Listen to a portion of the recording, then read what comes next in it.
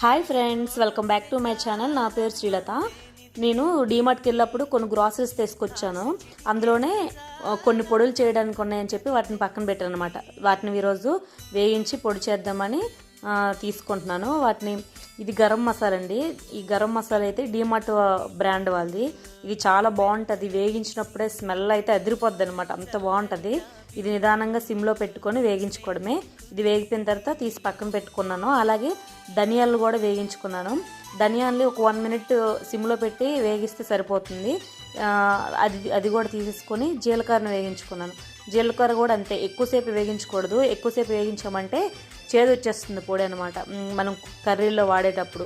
అలాగే మిరియాలు కూడా తెచ్చాను. మిరియాలు కూడా వేగించుకొని పక్కన పెట్టుకున్నాను. ఇవన్నీ చల్లగా అయిన తర్వాత మిక్సీ పట్టుకోవడమే. చల్లగా అయిన తర్వాత మిక్సీ పడితేనే అది పొడి బాగా వస్తుందన్నమాట. వీటినన్నిటిని మిక్సీ పట్టేసుకొని వాటిని పళ్ళెంలో వేసి మిక్సీ పట్టేటప్పుడు కొంచెం వేడి ఎక్కుద్ది అనమాట ఆ పొడిని మనం బాగా చల్లారిన తర్వాత ఒక 8 కంటైనర్లో స్టోర్ చేసుకోవడమే. నేను ఇలాగ వేసేసుకున్నాను. చాలా బాగుంటుంది. అలా మనం ఇలా చేసుకొని ఉంచుకోవడం వల్ల మసాలా కర్రీస్ వండేటప్పుడు సింపుల్ అయిపోతుంది అనమాట. నాన్ వెజ్ కర్రీస్ కూడా అంతే. Video bye.